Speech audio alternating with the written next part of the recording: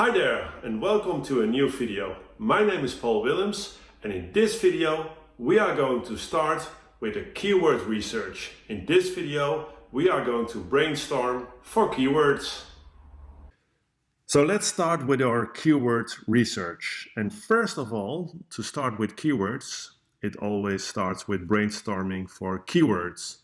So what keywords are good to use for your website? Well, first of all, you can think of some keywords, but the dangerous thing is that you will use different keywords than your visitors use. Maybe you have a lot of knowledge about some subjects and you use words that your customers don't use because they are really advanced words.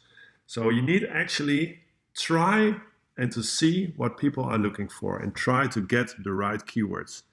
Well, how to do that? Just by starting surfing and looking on the internet. And a good way is always to look on other websites and see what kind of words they use. And if I stick to the cubes, then I will see on different websites here that there's a website which got 3x3 online solution. Learn to solve the 3x3 Rubik's Cube in 6 easy stages. How to solve the Rubik's Cube. And here on the Rubik's website, there's 2x2 solution guides, 3x3 solution guides, magic solution guides. So there is a lot of information and a lot of keywords that I might use for my website as well.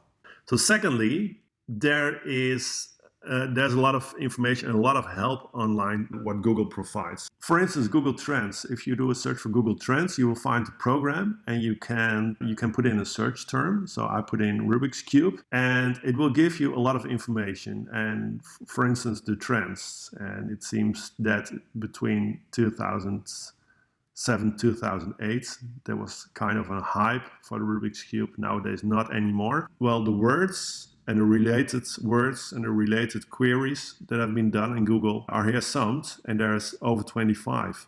So here are a lot of words you can use for your keyword research. And these words might probably help finding the words where people look for. And if you do a search in Google, and you type in Rubik's Cube or another word, then you will find an auto advice from Google. And you know this because Google will say when you type in something, well, does that have to do with Rubik's Cube Solve or Rubik's Cube Solver or algorithm list? So here, when you see this, there are a lot of words you might use. And if you scroll in Google to the bottom of your page, you will find also a number of related links. And these links might be the keywords for your website. And the questions that people ask, so the feedback here, these might be questions that you can answer in a blog or in an article or in a page on your website. So Google provides the information that you can use for your website to attract visitors. Well, how to get the right keywords? Well, there are two important different types of keywords. You might think, well, when I do a search on Google, I see that all the people are searching for cube and for games and for puzzle.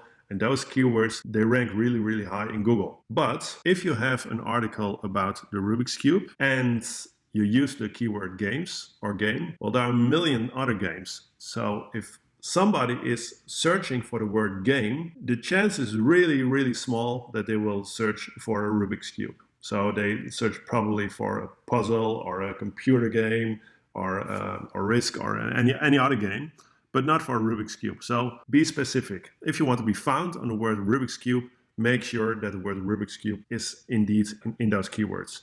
So solve a cube or Rubik's Cube 3x3 is very specific. So on those head words, which always consist mostly of one word, you have more search traffic and more visitors.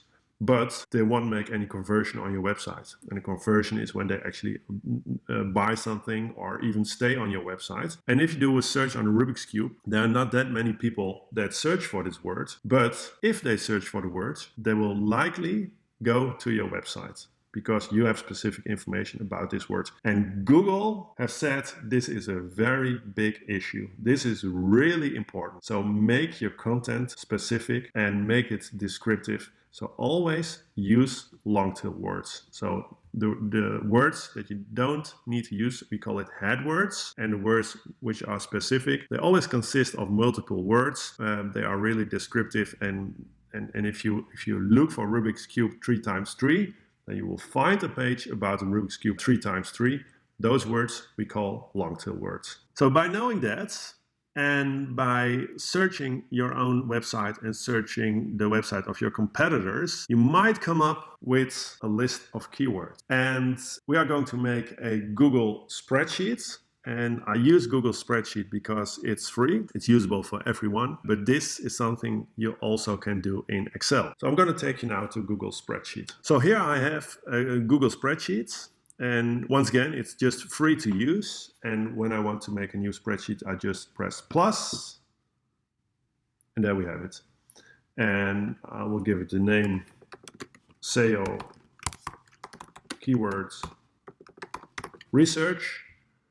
And here at the first column, I say keywords. And then here, I'm going to type in my keywords. And because I thought already of some keywords, I can just paste them. Let's say I want to have 20 keywords. So I'm just going to delete the last one. And what I'm going to do now is I insert another column, and I'm going to just name the numbers here. So it is important that it looks nice. So I'm going to format it a little, and make sure you format it yourself also,